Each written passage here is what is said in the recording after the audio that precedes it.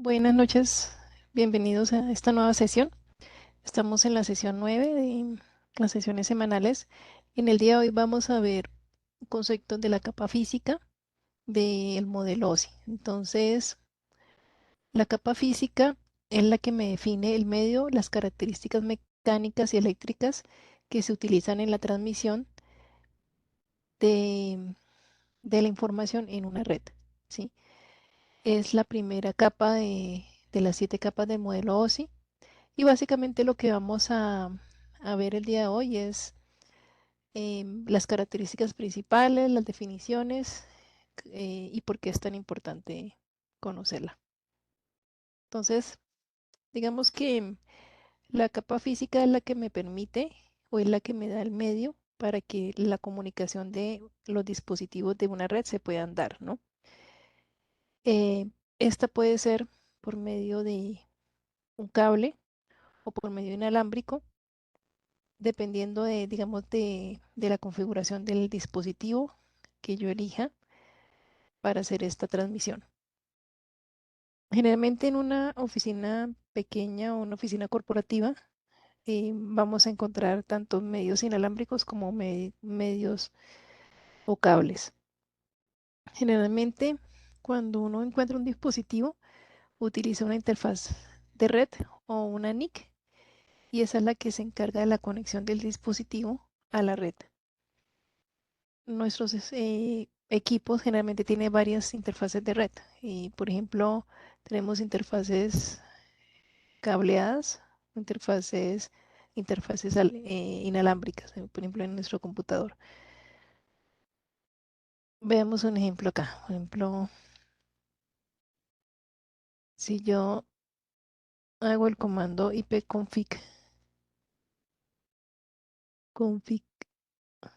all, puedo ver en mi computador todas las interfaces que tengo asociadas. Entonces, acá estoy viendo eh, interfaces de Bluetooth, interfaces del adaptador inalámbrico, interfase, tengo varios interfaces inalámbricas, incluso la interfase física, ¿sí? Entonces esto me da a mí, o me dice que mi dispositivo tiene dos interfaces de red por lo menos habilitadas. ¿Qué hace la capa física? Básicamente me transmite bits a un medio, ¿no? Entonces, digamos que si nos regresamos del modelo OSI, la capa física es la que recibe una trama que llega de la capa de enlace de datos y finalmente la convierte en bits. ¿Qué son bits? Pues finalmente unos y ceros. Y lo que hace el dispositivo es enviar esos bits a través del medio o a través del cable o a través de una señal inalámbrica. Estos bits de alguna manera tienen que representarse en una señal física, que básicamente puede ser una señal eléctrica, que es la que viaja a través de un cable, o puede ser una señal inalámbrica o una señal de radio, o puede ser una señal de pulsos de luz. Esos son básicamente los tres medios o los tres tipos de señales en los medios físicos o en la capa física que vamos a encontrar. Entonces, en el modelo OSI hay unos estándares que me definen ese tipo de envío de información o de señales a través del medio. Básicamente los estándares o las organizaciones que rigen la capa física es la ISO, la IATIA, que es la que me define el cableado, la ITU, la ANSI y la IEEE. Y ya, digamos, las capas superiores están gobernadas por la IETF, que es la Internet Engineering Task Force, que es la Fuerza de Ingeniería de Trabajo de la Internet, o la IETF. Entonces, ¿qué funciones o qué definiciones vamos a comprender cuando estamos hablando de la capa física? Entonces, los componentes físicos como tal, o sea, llámese cables, conectores, etcétera, la codificación de esas señales eléctricas y la señalización. Entonces hablemos un poco más de la codificación. La codificación básicamente es cómo yo represento esos bits en términos de una señal eléctrica o en términos de una onda electromagnética. Entonces, básicamente es como yo represento o le doy a interpretar a una tarjeta cuando es un uno o cuando es un cero.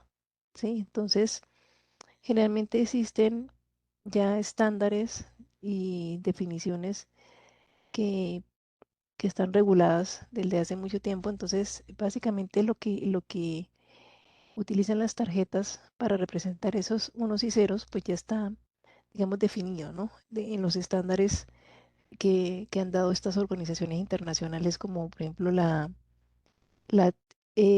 IA, o la TIA, o la ITIA, o la ISO, que son los que me definen todos estos estándares de codificación y señalización para para los medios físicos. Entonces, básicamente, codificación es cómo interpreto yo los unos y los ceros y lo traduzco finalmente en una señal eléctrica o en un pulso de luz. Después viene la señalización, es, es cuando me dice cuándo comienza un cero y cuándo comienza un uno, ¿sí?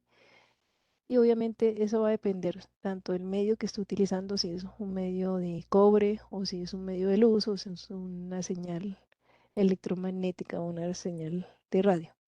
Entonces, por ejemplo, yo puedo utilizar señales, cambios de voltajes para indicar cuándo es un uno, cuándo es un cero. Entonces, por ejemplo, un cero puede ser una señal de voltaje bajo y un uno es una señal de voltaje alto. También lo puedo utilizar con modulación. ¿Qué es la modulación? Básicamente es utilizar combinación de frecuencias para representar los unos o los ceros. Entonces, yo puedo utilizar modulación de amplitud.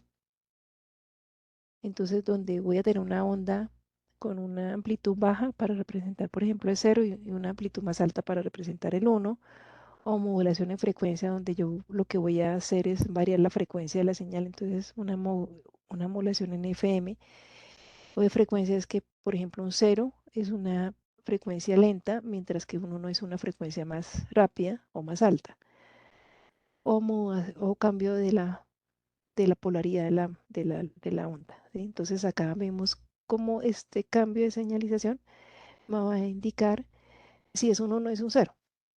Y básicamente lo que hacen las tarjetas de red es interpretar esta codificación y esta señalización, eh, interpretarlas para identificar cuándo recibe un uno o cuándo recibe un cero a través de un cable o a través de una fibra óptica, por ejemplo.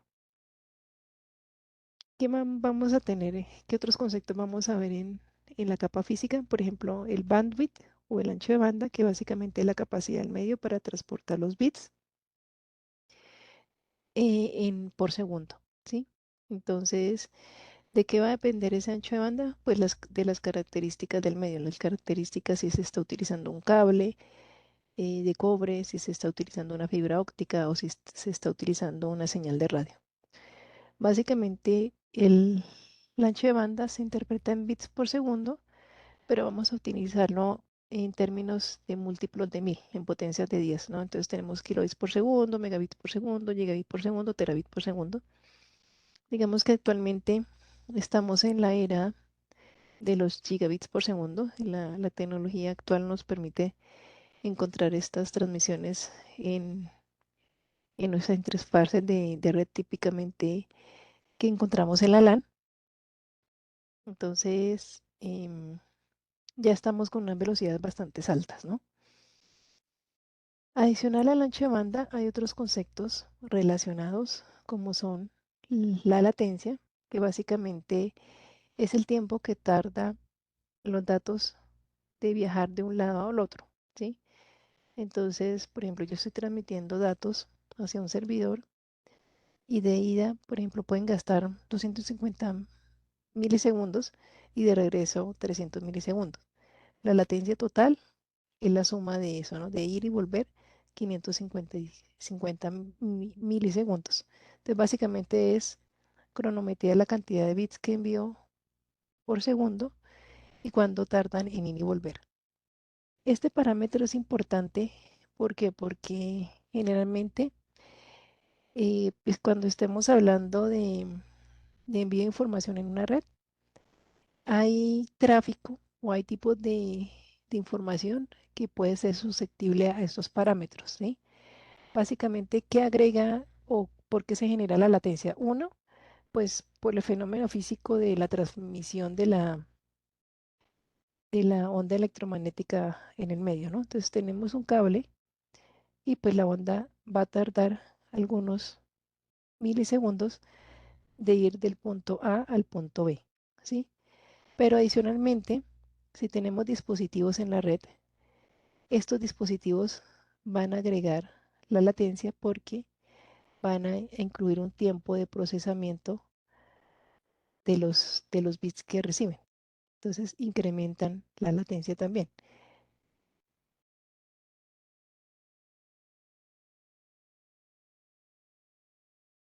Y es toda la sumatoria de estos tiempos, tanto el tiempo de propagación como el tiempo de procesamiento de esos bits que están viajando por la red, por medio de los dispositivos, es la latencia, ¿sí? Este parámetro va a ser importante cuando estemos haciendo análisis o estudio o diseño del tráfico o ingeniería de tráfico en la red, ¿sí? Entonces vamos a ver que, por ejemplo, el tráfico de video, de voz, es muy susceptible a este tipo de fenómenos porque me va a hacer que la información no solamente se demore, sino el armar otra vez la información en el extremo remoto me produzca, por ejemplo, cortes o pixelamiento en una señal de video o digamos que se me congele la imagen cuando estoy recibiendo la señal de un streaming. Todo esto, por ejemplo, es debido a este fenómeno de la latencia. Entonces es bastante importante para tener en cuenta. ¿Qué otro parámetro o qué otro término es importante? El rendimiento. Entonces, básicamente, el rendimiento está asociado a la cantidad de bits que se transmiten en un tiempo determinado, pero digamos que generalmente si a uno le dicen su canal es de 1 gigabit por segundo, generalmente el rendimiento no es 100% el ancho de banda, ¿sí? El rendimiento generalmente es menor porque hay, hay fenómenos asociados a la transmisión de la información en ese canal, ¿sí? Entonces, el rendimiento generalmente es siempre menor al 100% del ancho de banda teórico que me dan de ese medio de transmisión. Entonces, por ejemplo, cuando ustedes en sus casas, el proveedor de internet les dicen que le da 100 megas de ancho de banda, pero ustedes van a una página que es el speed test y realmente nunca van a llegar a esos 100 megas que supuestamente su proveedor les da porque realmente hay muchas cosas involucradas en la transmisión, ¿no? Entonces no solamente es la velocidad, la carga de procesamiento que tienen los dispositivos, sino también otros fenómenos en la red que ocurren es, por ejemplo, que ustedes, su proveedor de la casa no les está dando un canal exclusivo para ustedes, sino lo está compartiendo con otros usuarios. Entonces muchas veces si está usted solo conectado, pues va a tener un rendimiento más alto, pero si hay muchos en las horas picos, entonces su rendimiento va a bajar. Sí, eso se llama suscripción y me hace, digamos, que el rendimiento de mi canal disminuye. Otro término importante es el de Goodput, que realmente es asociado eh, realmente a la transferencia de carga útil. ¿Qué es la transferencia de carga útil?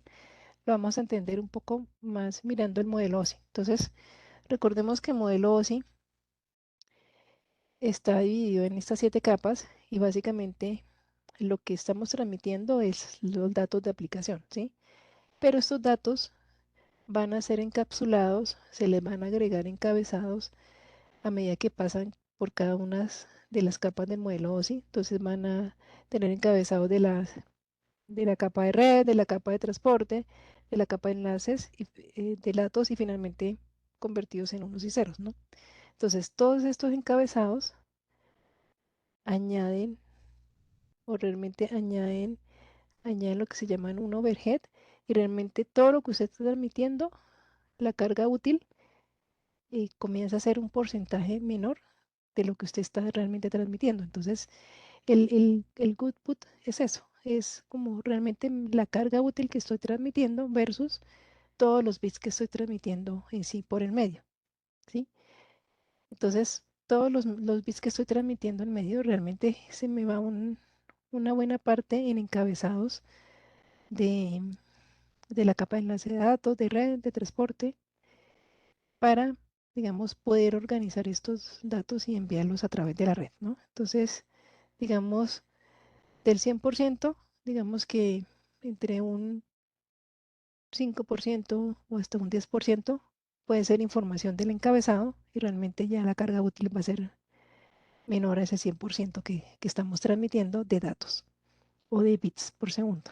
Entonces acá está la relación del throughput, del goodput, y estoy transmitiendo realmente la carga útil y pues obviamente a medida que yo incremento las velocidades y demás, estos valores se van a aproximar más entre sí y también se van a hacer más eficientes, ¿no? ¿Cómo se hace más eficiente? Pues entre más alta sea la velocidad de transmisión o los canales tengan un mayor ancho de banda, pues este goodput va a ser mucho mejor. Otro concepto importante que vamos a ver es fenómenos físicos que me van a afectar esa transmisión en la red. Entonces recordemos que a la larga estamos transmitiendo señales eléctricas o señales electromagnéticas que están definidas pues por leyes físicas. Entonces voy a tener que ser mis señales eléctricas o mis señales físicas van a ser afectados por las leyes de la física, ¿no? Entonces, una limitación que tengo yo al propagar una señal a través de un medio es la atenuación, ¿sí? Entonces, entre más distancia recorra una señal, llámese una señal eléctrica, una, una onda de radio o un pulso de luz, a medida que van a recorrer una distancia, la energía o la fuerza con que viaja esa señal va a disminuir con la distancia, ¿no? Entonces, la atenuación básicamente es eso, la pérdida de la amplitud o la fuerza o de la potencia de la señal con la distancia. Entonces, generalmente, a medida que va pasando las distancias, esa fuerza, si esta es la amplitud de la señal y esta es la distancia, va a disminuir, ¿sí? Entonces, cada medio me da a mí una limitante de propagación respecto a la amplitud, ¿sí? Generalmente, los medios de cobre, por ejemplo, los que utilizamos en las redes de área local, se garantiza una transmisión o una integridad de la señal eléctrica a 100 metros. En, en otro tipo de medio, por ejemplo, la fibra óptica, ¿sí? Esta distancia está en kilómetros, ¿sí? Porque la señal de luz que viaja a través de una fibra óptica, pues la atenuación disminuye mucho menos por la distancia que lo que la señal eléctrica disminuye al propagarse por un medio de cobre. ¿Qué otro fenómeno me afecta una señal?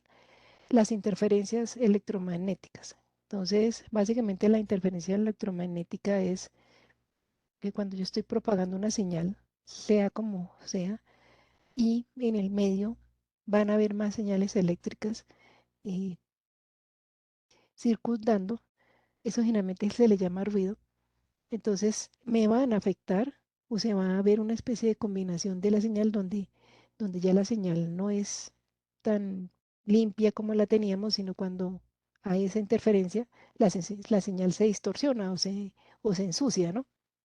Entonces acá vemos el ejemplo cuando se le agrega ruido, entonces ese ruido me va a distorsionar la señal y me va a afectar. Eso es la interferencia electromagnética. Y otra interferencia es de radiofrecuencia. Entonces, digamos que también cuando yo estoy propagando una señal por un por un cable de, de cobre, entonces ahí hay otros equipos y factores asociados em, que me pueden interferir esa señal. Entonces, como son, por ejemplo, los motores, las vibraciones, etcétera, que me van a interferir y me van a afectar también ese tipo de señales que se están propagando.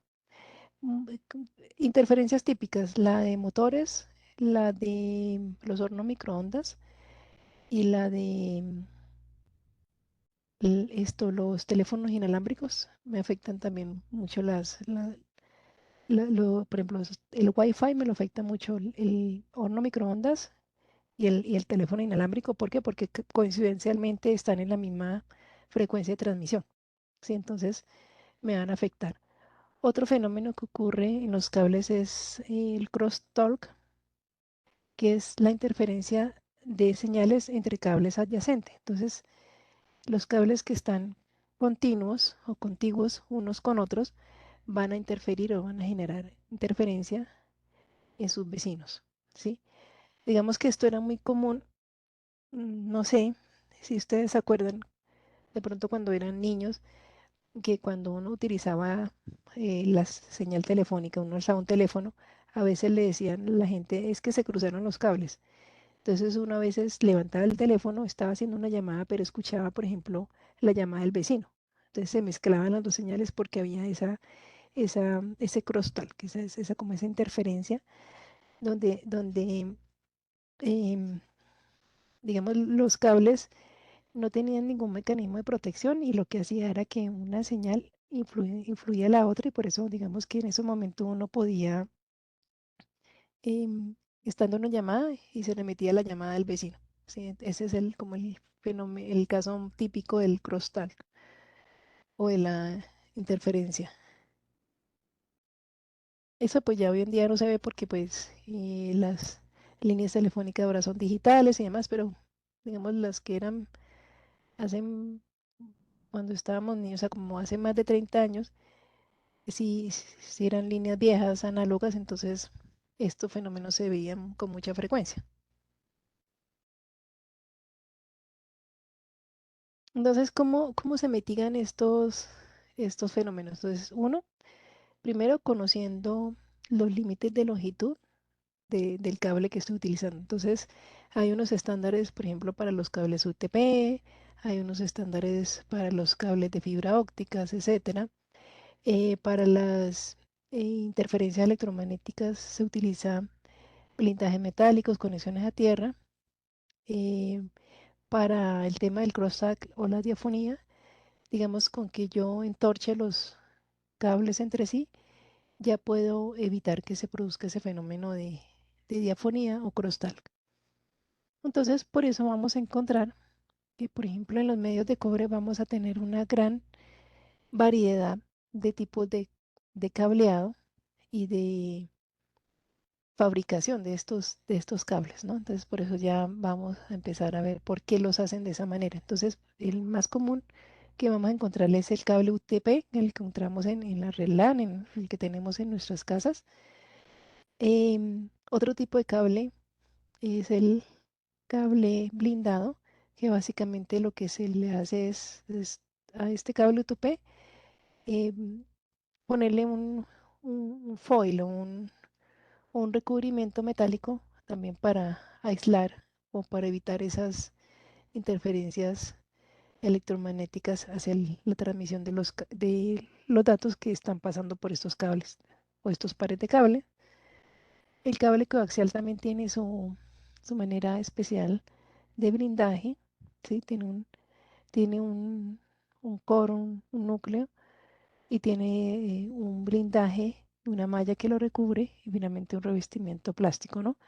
Entonces, de acuerdo como al tipo de transmisión o tecnología, pues un cable es más apropiado que otro, ¿sí? Entonces, por ejemplo, el UTP. El UTP sin blindaje, básicamente eh, tenemos los conectores RJ45, sirve para conectar tanto los hosts como dispositivos de red y básicamente las cubiertas me protegen es simplemente de un daño físico los pares de cable, el entorchamiento o el trenzado lo que me hace es que me protegen de la señal de interferencia o de las semis y la codificación de colores pues simplemente me identifica los pares, ¿no? Transmisión y receptor que están, digamos, con el mismo color entre sí. Simplemente es una cuestión de identificación de los pares de transmisión y recepción. Este es uno de los más típicos y también es el más barato de utilizar y de implementar. Ya el par, por ejemplo, blindado, entonces básicamente yo tengo los pares trenzados, pero también tengo un recubrimiento que me permite blindarlo. Entonces ese recubrimiento es el que me da la protección contra esa interferencia electromagnética. Este tipo de cables, por ejemplo, se utiliza mucho en instalaciones industriales, ¿no? Porque generalmente en una fábrica vamos a encontrar muchos motores, etcétera, que son los que me van a inducir ruidos en los cables. Entonces, por eso se utiliza esta protección en aluminio para aislar y evitar o blindar de esas interferencias electromagnéticas. Miremos el cable coaxial. El cable coaxial, digamos que originalmente se utilizó en las redes LAN, pero digamos, fue reemplazado después con el cable UTP por el tema de flexibilidad de instalación y demás, pero el cable coaxial se sigue utilizando. ¿En dónde se sigue utilizando? Por ejemplo, acá los proveedores de telefonía o de internet, realmente en algunos casos en las casas ponen un módem y a ese módem llega un cable un cable coaxial, ¿sí? Entonces realmente se utiliza en esos proveedores de servicios del famoso triple play de televisión, internet y telefonía. Entonces utilizan como medio el cable coaxial. Entonces, ¿para qué se utiliza? Entonces, tiene protección electromagnético, tiene un blindaje y también se utiliza, por ejemplo, en las conexiones para las antenas, ¿no? Y en las casas, pues para la conexión de la señal por las cableras o los cableoperadores.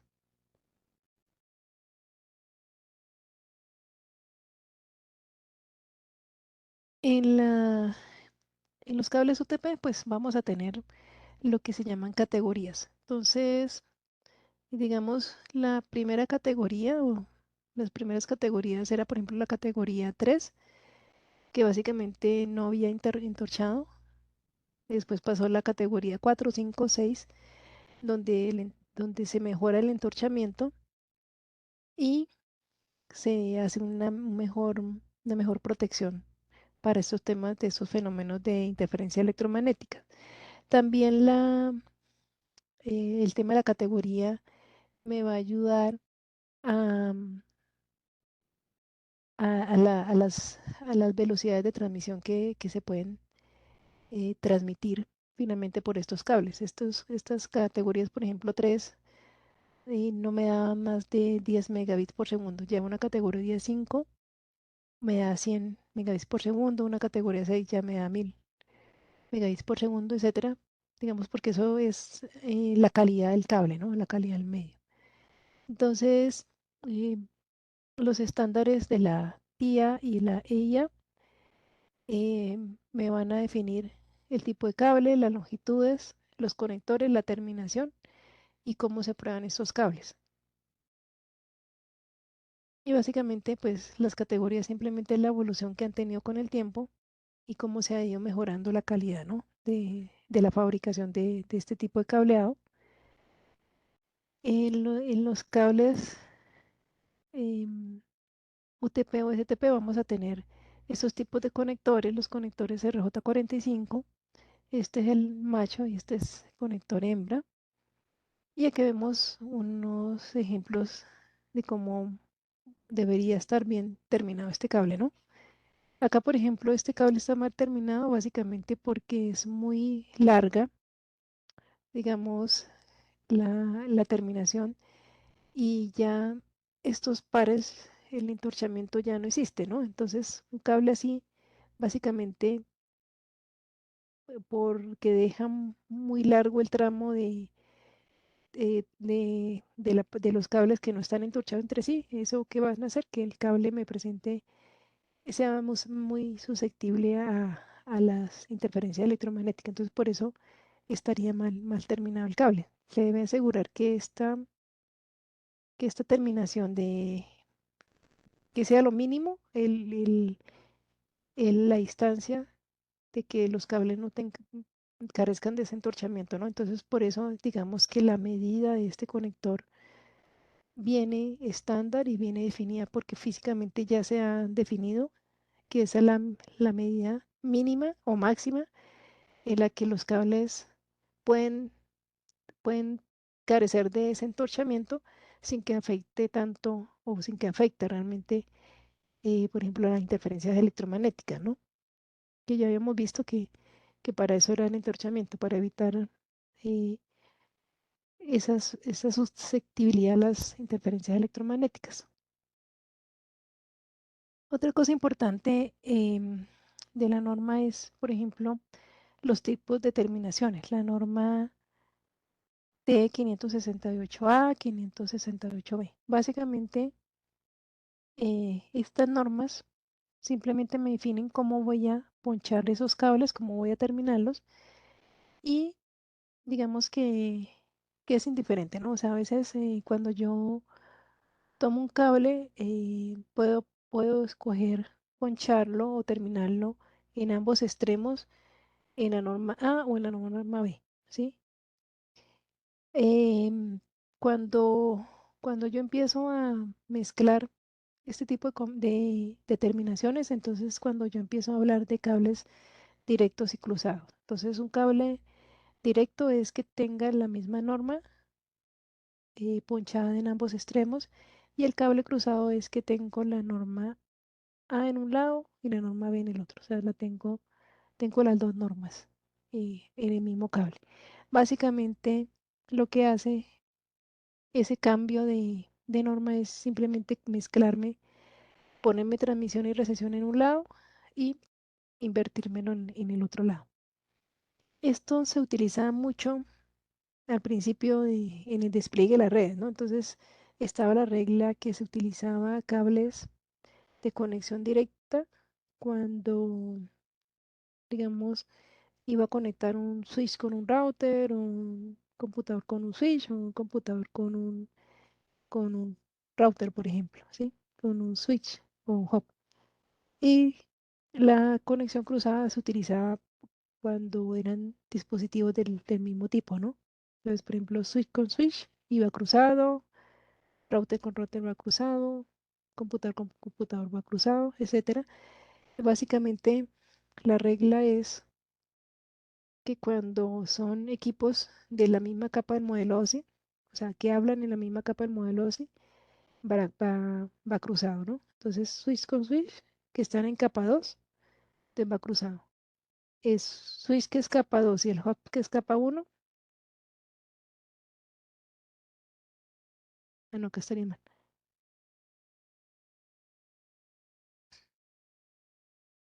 El hub es capa 1. Hub con hub, sí. Hub con hub que es capa 1. Router con router que sería capa 3. Y PC con PC que sería capa 3 también. Y PC con router que son capa 3. Entonces, estos van con conexión cruzada. Y cuando hablan en la misma, cuando hablan en la misma capa del modelo, así cuando hablan en diferentes capas, entonces un switch es capa 2 y un router es capa 3, va conexión directa. Un equipo es, o sea, un PC es capa 3 y un switch es capa 2, entonces va directo. Un equipo que es capa 3 y un hub que es capa 1 va directo. Entonces, digamos que así se llama, ¿no? Cruzado, cruzado directo. Esto era relevante, digamos, al principio, ¿no? Cuando se estaban desplegando las redes LAN. Ahorita, este tema de los cables, de que si es un cable directo cruzado, ya pierde relevancia porque las tarjetas modernas de red ya digamos que automáticamente sensan y descubren qué tipo de cable tienen y detectan cuál es transmisión y recepción y pues simplemente ajustan para que para que se pueda transmitir y recibir la información o se pueda transmitir y recibir la señal eléctrica. Pero cobra importancia cuando vayamos a hacer alguna configuración en especial de un dispositivo. Generalmente, si bien ahorita los dispositivos tienen autonegociación, autosensado, em, digamos que hay casos en los que ese tipo de autonegociación no funciona bien. ¿Y cuáles son esos casos? Por ejemplo, cuando yo estoy conectando dispositivos de diferentes fabricantes o dispositivos de diferentes tecnologías entre sí. Como por ejemplo, no sé, conectar un switch con un radio o un switch con una planta telefónica. Entonces ahí ya ese tema de la autonegociación, la velocidad, ya no es tan automática porque digamos que no todos los fabricantes despliegan este tipo de estándares o de protocolos de negociación de la misma manera, ¿sí? Entonces, ahí es donde empieza a hacer sentido el conocer por lo menos estas reglas de conexión a uno como administrador de la red. Entonces, acá hay un ejemplo, em, digamos, de los casos que utiliza un cable directo, un cable cruzado. El cable de consola también es otro tipo de conexión especial que pues básicamente es el que se utiliza para acceder a los dispositivos Cisco y pues es una señalización eléctrica definida por Cisco en sus conexiones. Entonces vamos a ver un ejemplo ahorita de por qué es importante esos parámetros de conexión. Entonces, otro tema importante es la configuración de las velocidades y el duplex y el half duplex. Entonces, básicamente el duplex, ¿qué significa? Significa básicamente que cuando yo tengo dos dispositivos hablando entre sí, entonces la comunicación full duplex es que el dispositivo habla o transmite y recibe a la vez, ¿sí? Ese es full duplex. Y el half duplex es que hablan uno al tiempo. Entonces, este full duplex y half duplex. Entonces, solamente uno habla y el otro escucha. Y es como alternado, ¿no? Entonces, por ejemplo, acá habla el equipo A y el equipo B escucha y después el equipo B habla y él la escucha. Ese es half duplex. Es como lo que antiguamente en los walkie-talkies pasaba, ¿no? Entonces uno hablaba, la otra persona escuchaba, tenía que cambiar, switchar la transmisión y después sí hablaba la otra persona. Sí, esa es una comunicación half duplex, que solamente un dispositivo habla al tiempo.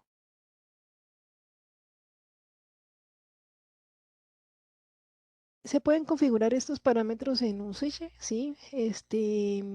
Digamos que por defecto, eh, por ejemplo, en los switches Cisco, el, está definida o está predefinida la autonegación, está definida el duplex y está definida el MDI, que es básicamente para definir el puerto de transmisión y recepción, ¿no? Entonces, este es el duplex Y el MDI es básicamente para definir transmisión y recepción y transmisión y recepción en el otro sentido, ¿sí? Entonces, para el tema de si se utiliza un cable directo cruzado. Entonces, el MDI es una función que me habilita eh, para que yo pueda detectar el cable y definir cuál pin de la tarjeta es transmisión y cuál pin es recepción. Entonces, esta función de MDI es automática y simplemente ya con esto, con esta función me olvido de si el cable es directo o si el cable es cruzado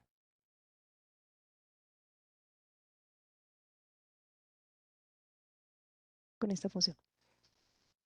Sí, entonces veamos acá un ejemplo.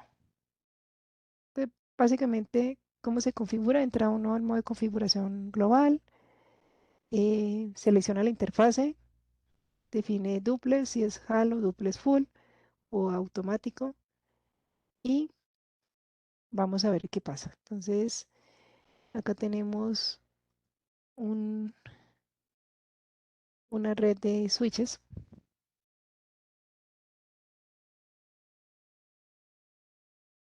y vamos a ver en qué estado están estos equipos. Entonces, con el comando show interface status, voy a ver el modo en el que están habilitados esas interfaces. Entonces, en este caso, por defecto, ustedes ven acá, el duplex está auto y la velocidad está en auto, ¿sí? Estas son interfaces fast Ethernet, entonces estas son interfaces que pueden estar a 10 o a 100 base T, ¿sí? A 100,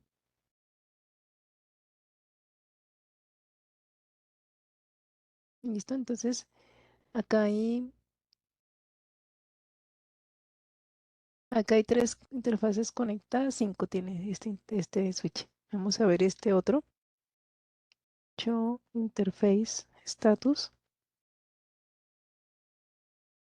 Entonces, por ejemplo, este ya no tiene, este tiene los parámetros diferentes, ¿sí? La interfase, el duplex está auto, pero la velocidad, mire que está a 10. ¿Qué significa este a 10?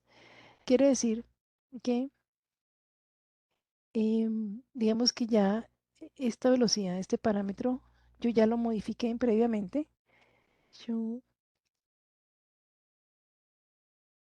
Entonces, yo definí la velocidad 10 y le quité el MDI, ¿sí? Entonces, cuando dice A10 quiere decir que como el otro dispositivo al que estaba conectado está en autonegociación, entonces lo que hace es buscar la máxima velocidad que esta interfase puede permitir. Como esta interfase está permitida a 10, entonces va a quedar esa conexión a 10 megabits por segundo, se hizo autonegociación y digamos que el duplex quedó en auto. Y miremos, show base fast Ethernet. Miremos las características de esa interfaz. Entonces, la interfaz está arriba. Aquí está el bandwidth, ¿sí? 10 megabits por segundo. Está en full duplex, ¿sí? Porque el duplex está en auto, ¿ok? Entonces, ¿qué quiere decir eso? Que a pesar de que el otro extremo esté a 100 o pueda llegar a 100, realmente ese enlace va a transmitir máximo a 10, porque eso fue lo que definimos. Entonces, hay una tablita donde, donde de acuerdo a la configuración en que está la interfase, yo logro, si todo está en auto, pues las dos interfaces van a acordar a que hará la máxima velocidad que esa interfase da, ¿no? Entonces, por ejemplo, si es una interfase de 1 giga y están las dos en modo auto, pues va a quedar 1 giga full duple las dos.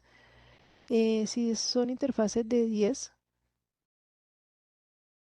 por ejemplo, Entonces, yo configuro para que queden a 10 ambas. Entonces me va a quedar en full y en duplex, ¿sí? Pero si ya empiezo a hacer variaciones, pues ya no siempre voy a encontrarle full duplex. Eso depende de cómo los configuren ambos extremos. Entonces, la regla es que ambas interfaces deben de estar configuradas de la misma manera para que, digamos, se logre la máxima velocidad y el duplex se configure de manera correcta. Entonces, vamos acá a ver un ejemplo.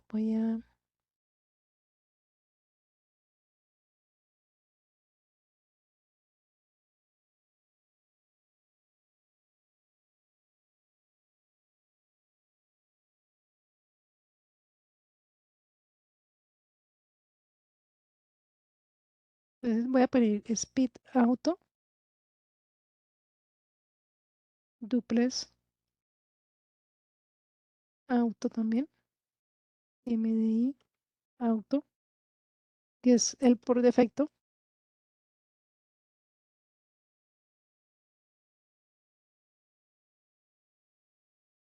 Listo. Entonces, ahora,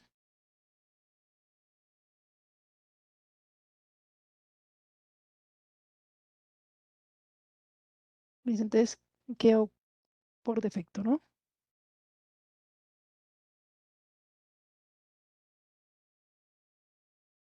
Listo. Entonces, tenemos la conectada a la interfaz faz Ethernet 0 con la faz 03 con la faz Ethernet 001 de este switch.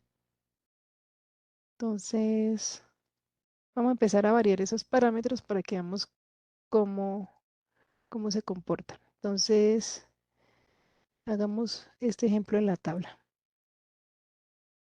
Entonces, tomemos una interfaz. Dejemos una interfaz en auto y, por ejemplo, cambiémosla a 10 al duplex, a ver qué pasa.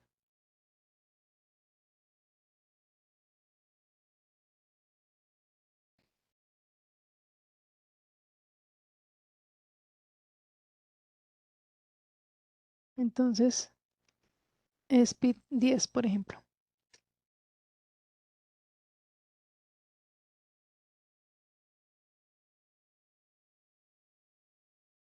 Entonces, acá básicamente,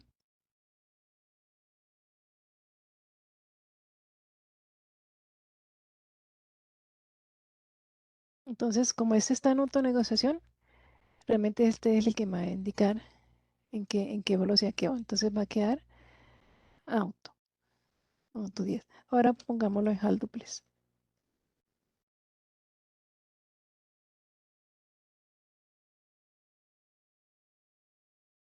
Duplex, entonces half, por ejemplo.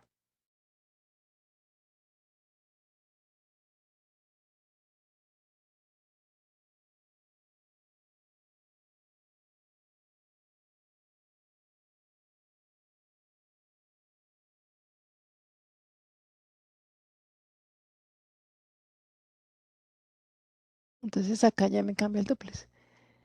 Entonces este se autonegoció para que quedara en HAL duplex y a 10. Ahora hagamos un cambio. Configure terminal.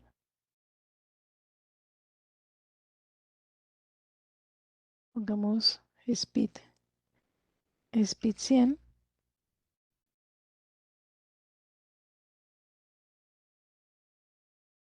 Entonces acá ya cambié la velocidad.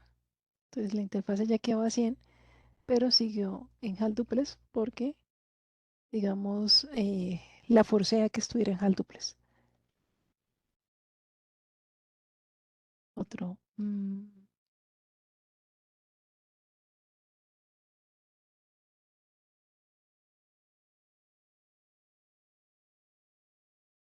Ahora miremos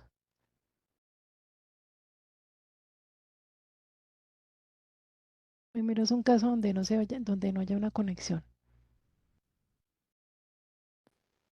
HAL duplex en un lado y full duplex en el otro. Dice que no debe haber conexión. Miremos a ver. Entonces,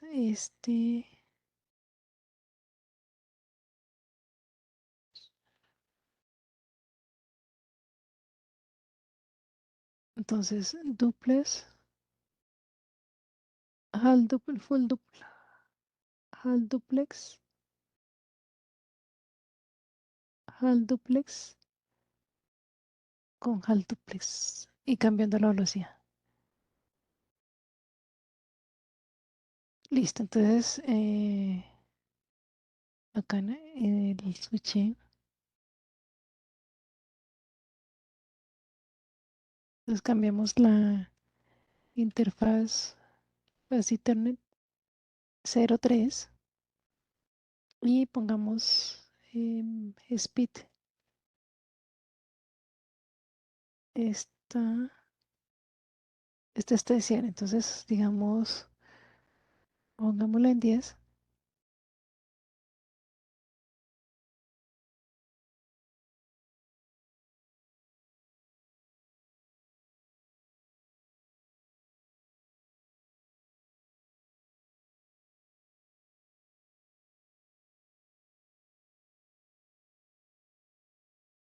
Entonces,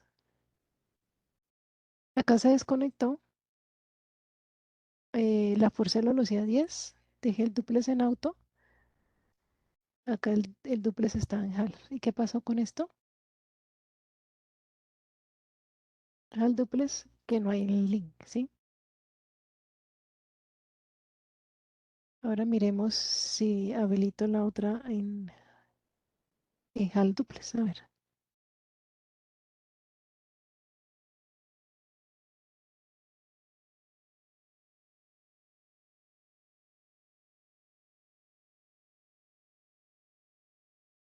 duplex HAL.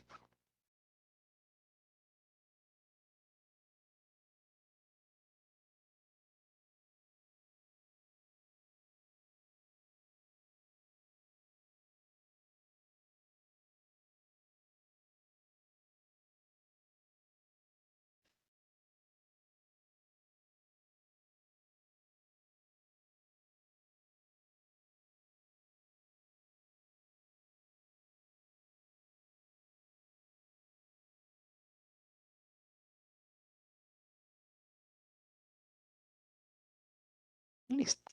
Entonces tampoco hay link porque no hay un match en las velocidades. Ambas están en HAL duplex, pero no hay un match en la velocidad. Entonces, pongamos, por ejemplo, esta en HAL duplex a 100, a ver si sube la interfase.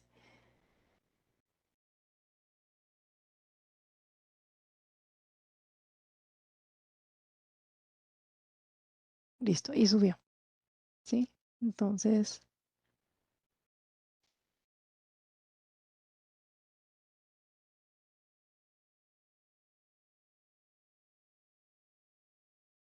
entonces ya acá la interfase están a 100 megas de velocidad, pero está en HAL duplex.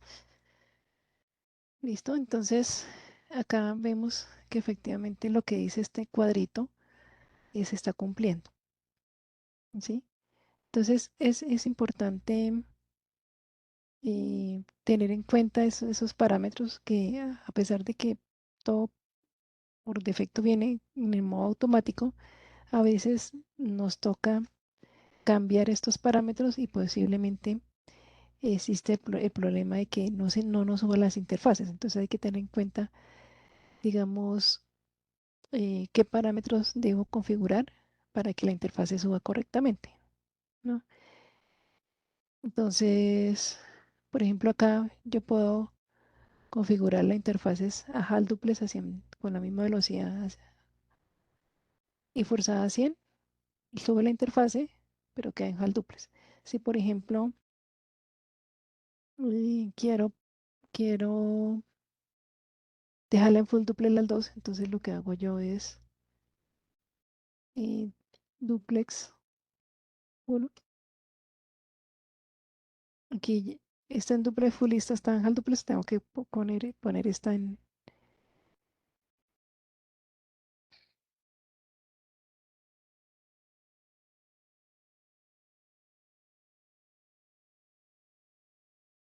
y ahí sube, ¿sí?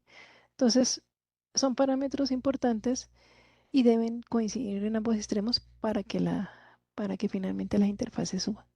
¿Sí? Entonces, tanto el duplex, la velocidad, como por ejemplo veamos el MDI en qué nos afecta. Entonces,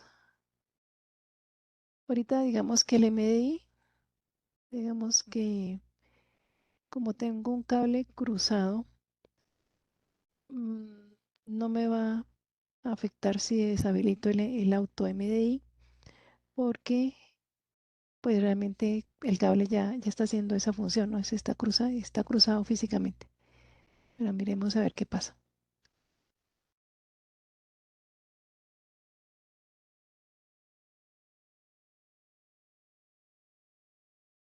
Entonces yo le puedo poner, por ejemplo, no MDI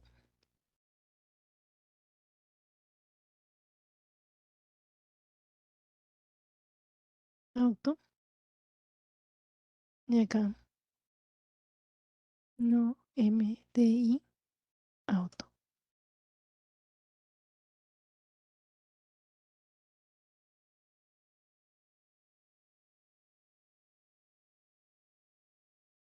Show interface Fast Ethernet 03, por ejemplo. Entonces acá veo las características de la interfaz, el ancho de banda 100 megas, duplex.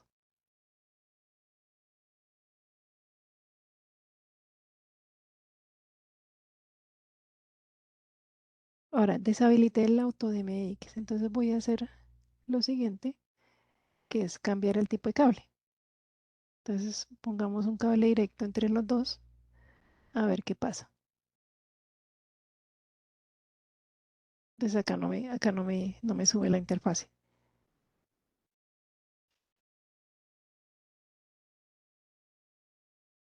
¿Listo? Entonces, ¿qué tengo que habilitar? Entonces habilito el MDI. Entonces ya con esto vemos que cuando cuando no tengo el MDI habilitado, ahí sí me importa el cable, ¿no? O sea, el cable que entre dos switches tiene que ser cruzado porque si no, no se va a levantar la interfase. Si habilito el MDI, inmediatamente ya, así sea en una de las dos, inmediatamente sube la conexión. ¿Por qué? Porque el MDI hace que inmediatamente la tarjeta switche el pin de transmisión con el de recepción y sube la interfase. Entonces ya ahí el cable no me, no me es relevante, que es como lo que nos ocurre hoy en día en las redes, ¿no? Hoy en día yo ya no me preocupo si conecto un cable directo cruzado entre dos switches o entre dos computadores, etcétera, porque ya esa función del MX me permite, digamos, hacer que eso sea de manera automática y transparente, pues, para nosotros como usuarios o como administradores de red. ¿Hay alguna pregunta al momento?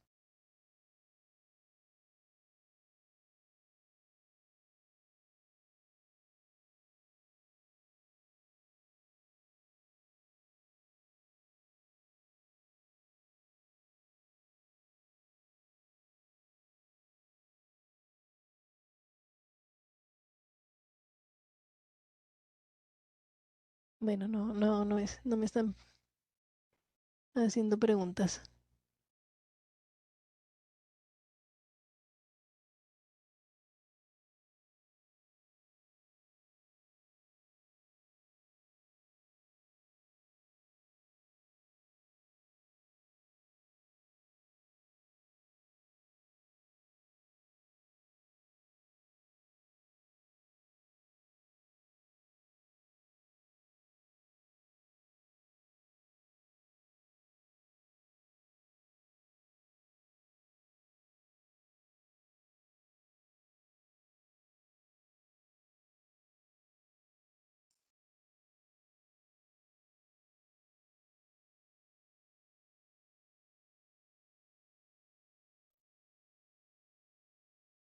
Ay, ve.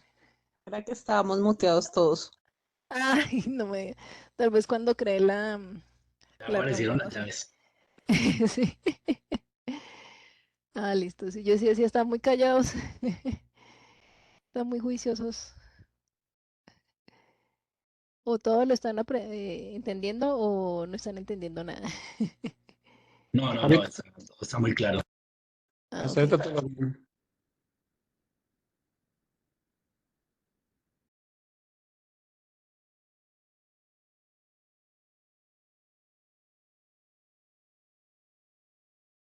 Listo. Entonces, bueno, sigamos entonces viendo acá las configuraciones. Entonces, básicamente les quise resaltar este cuadrito eh, porque digamos que así no se hace, o sea, este tema no va a salir en CCNA, o sea, en el examen no te va a salir si la interfaz está en HAL duplex, velocidad 10 y en el otro lado duplex, que ahí la interfaz está arriba o no.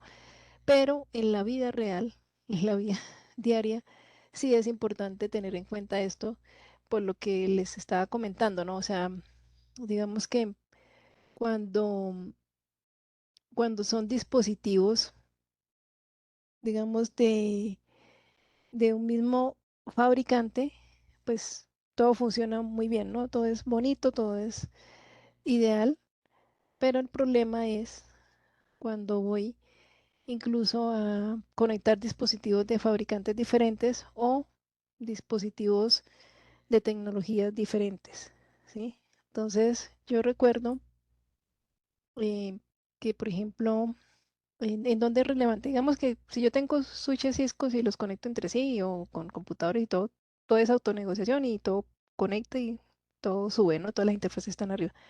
Pero cuando, por ejemplo, yo acá tengo un switch, ¿cierto? Y, digamos, lo voy a conectar a un radio, ¿sí? Entonces, generalmente estas interfaces son Ethernet. Hoy en día son Ethernet, digamos que antiguamente ni siquiera eran Ethernet. Era una interfase, digamos, serial muy diferente y le tocaba a uno utilizar un conversor para volverla a Ethernet. Pero bueno, ahorita los radios tienen interfaces Ethernet, acá también tenemos interfaces Ethernet. Entonces, cuando ocurren, por ejemplo, ese tipo de conexiones, sí cobran relevancias estos parámetros que acabamos de mencionar. Cobra relevancia la velocidad, el split o la velocidad, o digamos el ancho de banda, el duplex, si es full o half duplex,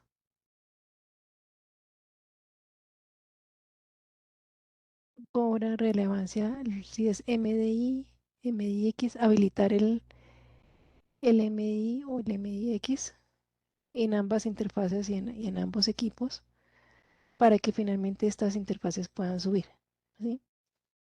Ese es un caso. ¿Qué otro caso había?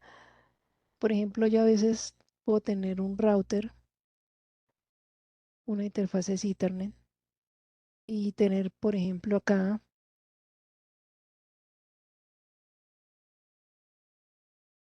un equipo de WDM con interfaces Ethernet acá, con interfaces con tarjetas Ethernet. Entonces también, por ejemplo, aquí la autonegociación no me funciona de manera tan automática y yo debo en este equipo también definir la velocidad, el duplex y también lo del MDI o el MDX, ¿sí? Entonces, eh, esto es algo de las operaciones del día a día y que nos vamos a encontrar, por ejemplo, en una empresa de telecomunicaciones. Y es algo tan sencillo como verificar estos tres parámetros, velocidad, el duplex y el MDI. ¿Listo? Listo. Sandra, Ahora, ¿quieres sí. que te diga algo? Eso es de los mayores problemas que aún se siguen dando en la red. Es más, existe una rutina que se hace, bueno, no sé qué tan efectiva sea, porque precisamente quienes la ejecutan no manejan el tema, donde se encargan de detectar puertos en half ¿sí? Porque por alguna razón están en HAL y forzarlos a full o mirar si se pasan a auto. Pero aún hay muchas personas que este tema, que es lo más básico, porque la conexión física la desconocen y se sigue presentando. Sí, por eso precisamente me acordé del comentario que me hiciste y lo traje, como dicen, a colación para tenerlo en cuenta. Y digamos como el por qué o de dónde viene, digamos, como esos parámetros y realmente por qué afectan, ¿no? Porque realmente, digamos, y yo creo que se debe como a ese desconocimiento, pues no solamente como de estos conceptos, de estas propiedades de capa uno de la capa física, sino también desconocer como la historia, ¿no? De cómo han evolucionado los dispositivos. Entonces, como hoy en día todo es automático, ¿sí? Plug and play, eh, se nos olvida que detrás de ese plug and play que, que fue evolucionando con el tiempo, pues para que todo fuera más fácil de conectar y funcionara más rápido, que en principio la tecnología no era así, ¿no? No era todo, generalmente uno tenía que configurar manualmente todos esos parámetros y pues que hoy en día pues ya no es necesario configurarlo manualmente, pues debido a esos protocolos de autonegociación que tienen los equipos o que tienen las tarjetas, pero sí porque exista no se debe desconocer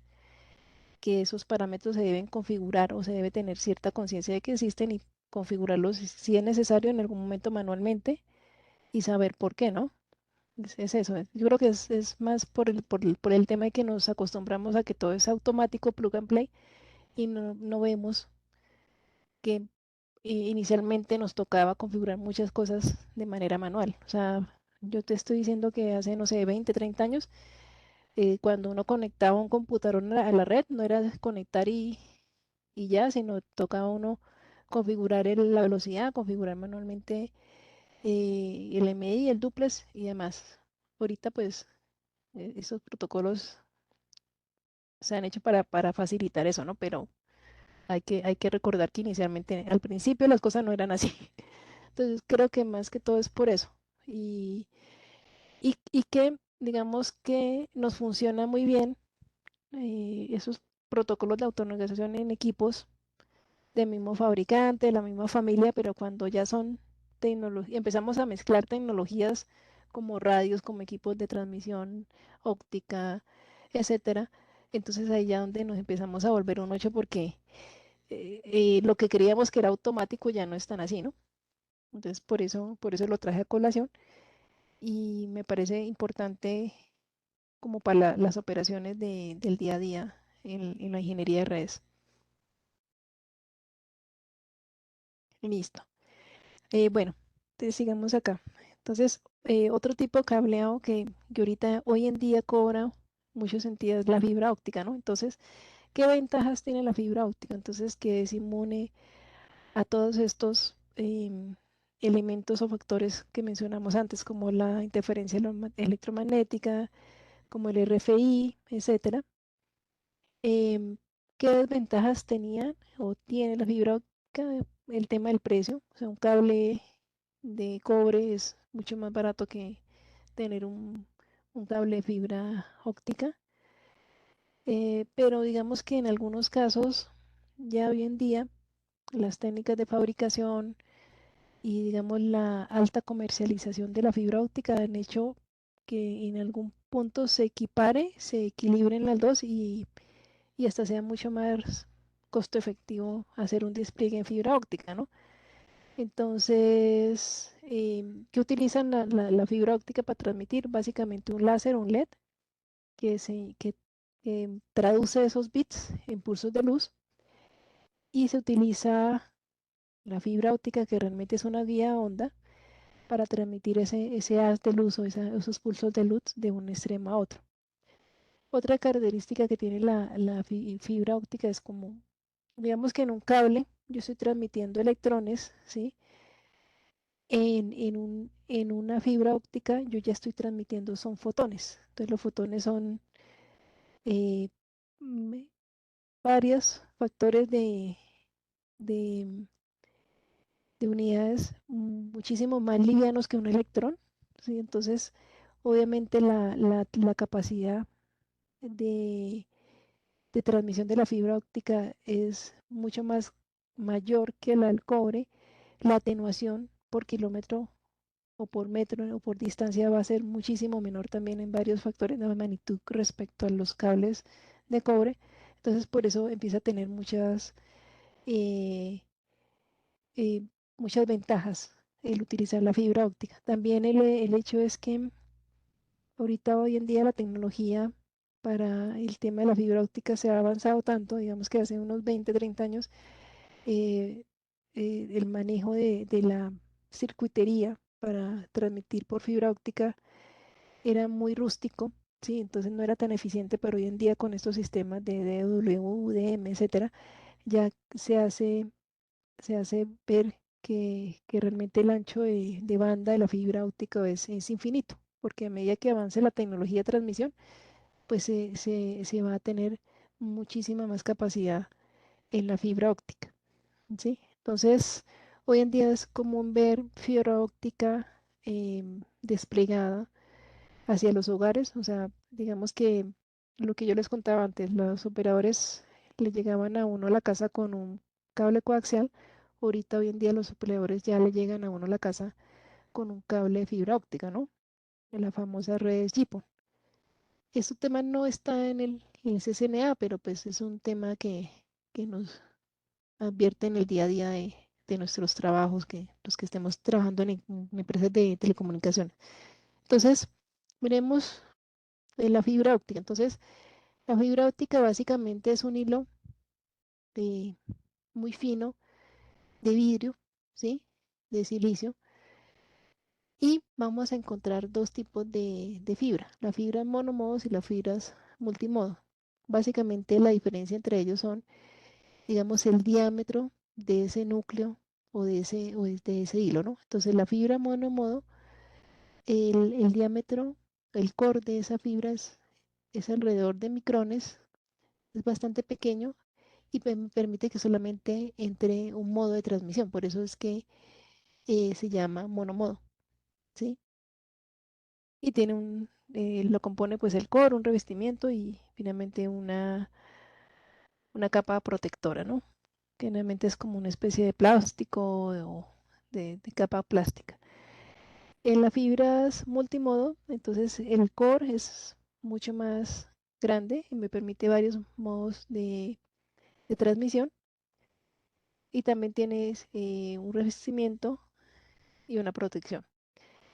Generalmente la fibra monomodos se utilizan láseres, que son costos, se utilizan para largas distancias y el núcleo es más pequeño, ¿no? Entonces estamos hablando de 9 micrones versus 50, 62 micrones, que es la de multimodo. Se utilizan LEDs, porque digamos que los LEDs son menos precisos que un láser para transmitir la información o transmitir ese pulso de luz. Entonces es un poco más económico el transmisor y pues obviamente como es más ancha la fibra, el core de esa fibra, pues se admiten más ángulos de modos de transmisión en esta fibra. Generalmente el rango de la distancia que abarca la fibra multimodo es máximo 550 metros, ¿sí? Y hasta 10 gigabits por segundo. Digamos que cuando yo hablo de fibra óptica de la atenuación, este tema del modo me va a indicar también la distancia, ¿no? Entonces, en, en una fibra monomodo, digamos, se alcanza más distancia porque hay menos dispersión. Acá, como en esta, la luz entró prácticamente que transversalmente no hay dispersión y prácticamente va a llegar a unas distancias mucho mayores. Cuando la luz entra por una fibra multimodo, realmente lo que se va a ver es este fenómeno de que empieza a haber rebotes de la señal, va a haber dispersión y por eso la distancia va a ser mucho menor. Pero digamos que los dos tipos de fibra se utilizan mucho. Esta multimodo se utiliza en redes LAN o en conexiones locales y estas se utilizan para conexiones de larga distancia o para las redes WAN, ¿sí?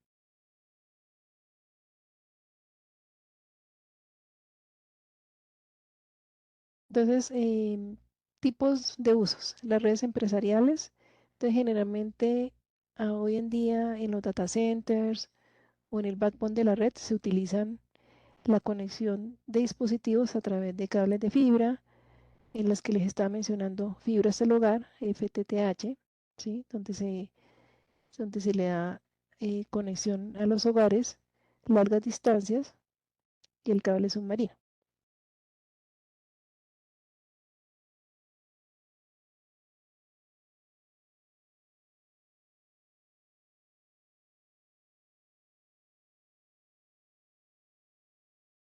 Entonces,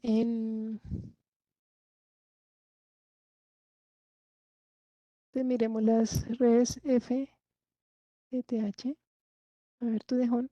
Entonces, básicamente yo tengo una oficina central, una central office. Tengo un equipo de transmisión. Generalmente, como cultura general, esto se llama OLT. Y digamos que a la salida tengo un cable de algunos cientos de metros, ¿cierto? Transmito una señal de fibra óptica, una señal de luz.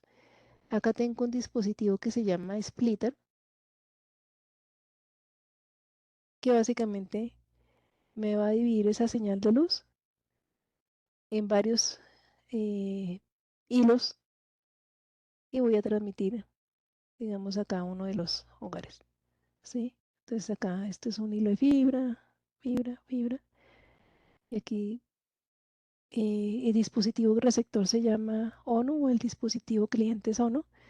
Entonces acá con esta tecnología em, que realmente se llaman GPON o redes ópticas pasivas, entonces es pasiva porque simplemente tengo un puerto activo que es el que me está transmitiendo y el splitter y la fibra pues es pasivo, no hay esto, digamos, señalización o energía eléctrica acá en estos elementos. Y básicamente con esto yo puedo de un puerto de 1.25 gigas dar diferentes velocidades acá a los clientes, 200 megas, 100 megas.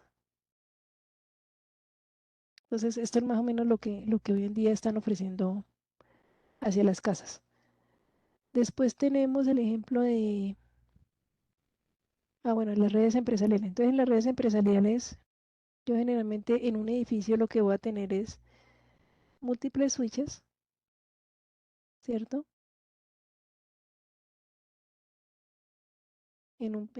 Por piso, por ejemplo. Y acá tengo mis computadores conectados entre sí. Generalmente tengo estas conexiones. Entonces, cuando yo hablo del backbone, es la conexión de estos switches que le dan servicio a los clientes. Entonces, esto se llama backbone y generalmente las conexiones entre los switches las hacemos en fibra óptica y las conexiones hacia los PCs las estamos haciendo en cobre. Entonces, la fibra óptica se utiliza, ¿por qué? Porque entonces esto me da mayores velocidades de gigas, etcétera. Entonces, es muy típico encontrar que los switches de backbone entonces manejan velocidades de 25 gigas, de 40 gigas, de 100 gigas, entre ellos, pues para dar servicios de conexión a todos estos clientes o todos estos PCs. Las redes de largas distancias. Entonces, las redes de largas distancias es, por ejemplo, estos equipos de transmisión óptica que donde yo conecto ciudades entre sí a través de equipos de DWM, por ejemplo. Y acá están cientos de kilómetros y transporto a través de un hilo de fibra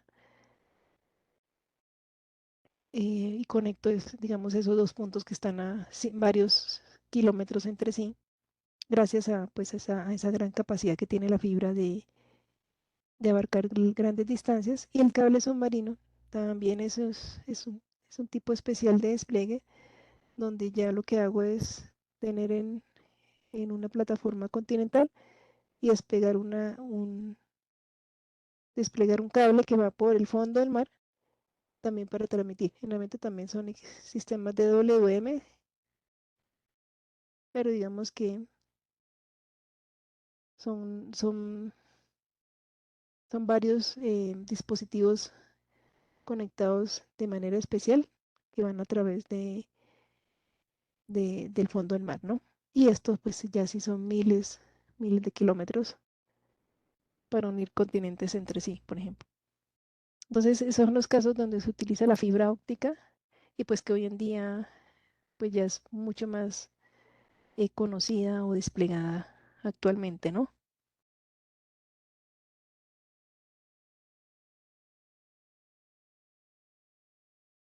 Entonces, vamos a ver, la fibra óptica en sus conectores pues van a tener diferentes formatos, entonces conectores tipo SC, ST, LC, SC, multimodos, monomodos, etcétera.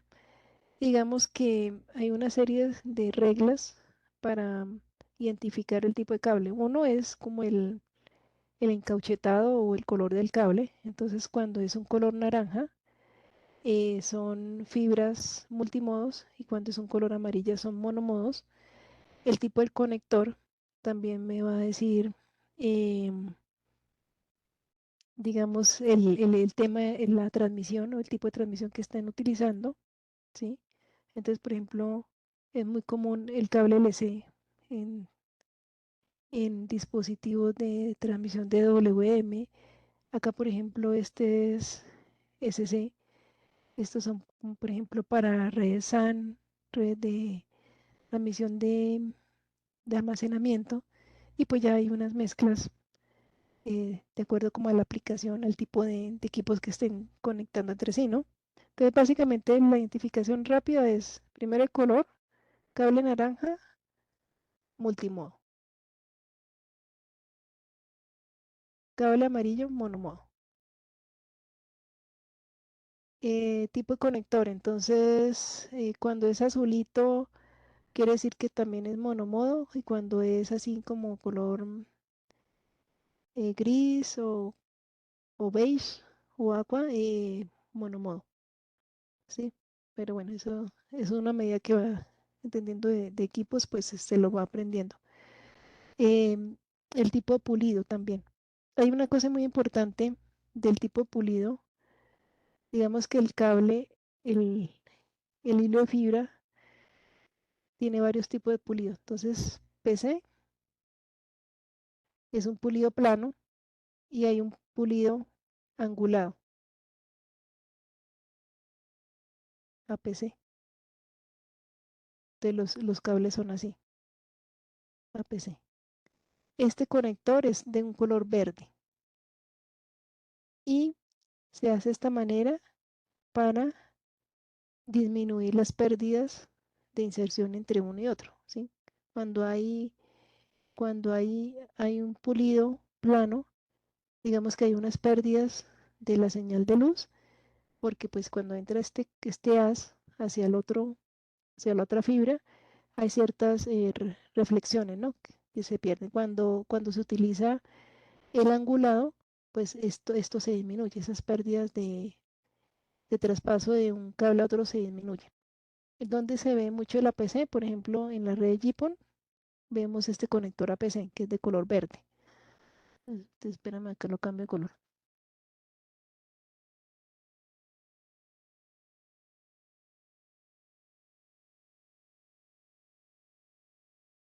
Voy a borrar este. Pongámoslo verdecito para que nos acordemos.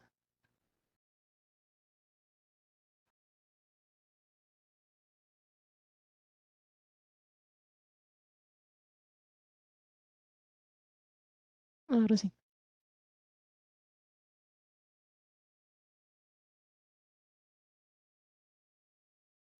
También es importante tener en cuenta que la fibra tiene un manejo muy delicado, ¿no? O sea, por ejemplo, eh, yo no puedo conectar dos tipos de conectores diferentes entre sí porque puedo partir la fibra. Entonces, por ejemplo, si yo tengo un conector APC, ¿cierto? Y lo voy a conectar con un PC. ¿Qué va a pasar? Si yo trato de conectar o de juntar estos dos, pues lo muy posiblemente es que voy a partir estos conectores, ¿sí? Entonces, hay que tener cuidado también en el manejo de la fibra y la instalación. Entonces, la fibra óptica no solamente se hace más costoso por el precio en sí del material que estamos utilizando, sino también por la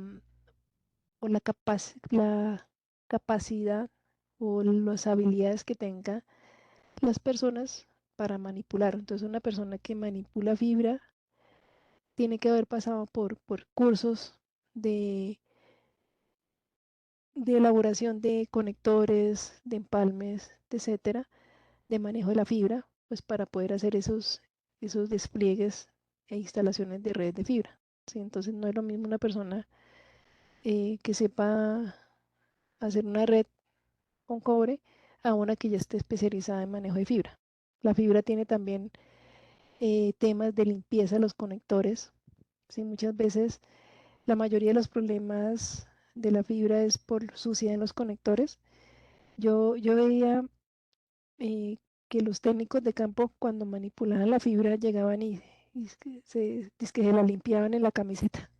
Sí, eso está correcto porque, digamos, estas fibras utilizan elementos especiales para limpiar y que efectivamente el conector y las conexiones queden lo más limpias posibles para que la transmisión sea óptima, ¿no? Digamos que generalmente la fibra óptica tiene esta forma, ¿no? Tiene el core y tiene el revestimiento. Estos son micrómetros de, de diámetro y con que tenga una partícula de polvo o una gota de aceite me va a afectar la transmisión de la luz. Entonces, esto tiene que estar lo más limpio posible para que la transmisión no se vea afectada por esa suciedad o por esas partículas externas, ¿no?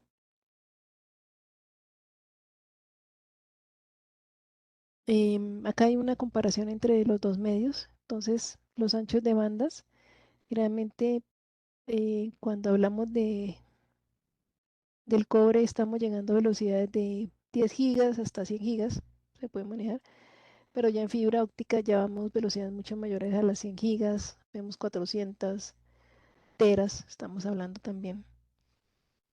Las distancias en los cables de UTP, por ejemplo, 100 metros, en fibra óptica estamos hablando de kilómetros, cientos de kilómetros. La inmunidad a las interferencias electromagnéticas es baja, lo que ya vimos, el cobre es susceptible. La fibra es prácticamente inmune a esas interferencias. El tema sigue siendo los costos, las habilidades de instalación, ¿sí? Entonces, para instalar un cable UTP, pues generalmente cualquier técnico lo puede hacer, pero ya para instalar fibra óptica sí ya se requiere personal especializado. La tema de seguridad también es importante.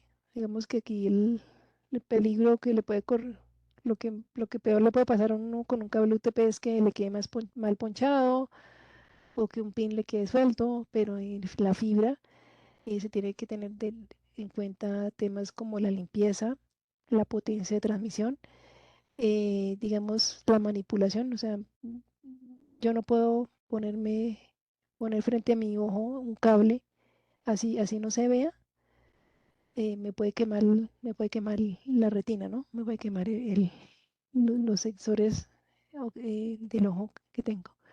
¿Por qué no se ve la luz, la luz que se está transmitiendo a través de una fibra óptica? Pues porque la frecuencia de transmisión y la longitud de onda es es en la longitud del infrarrojo, o sea que el ojo humano no la puede ver.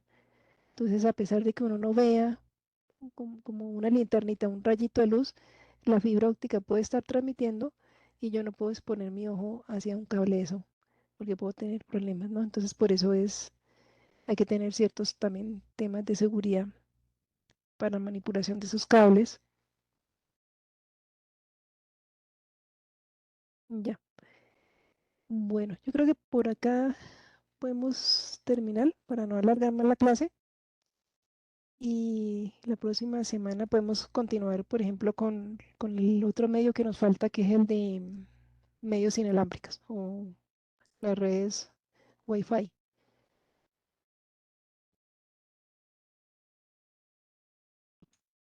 Vale, de acuerdo.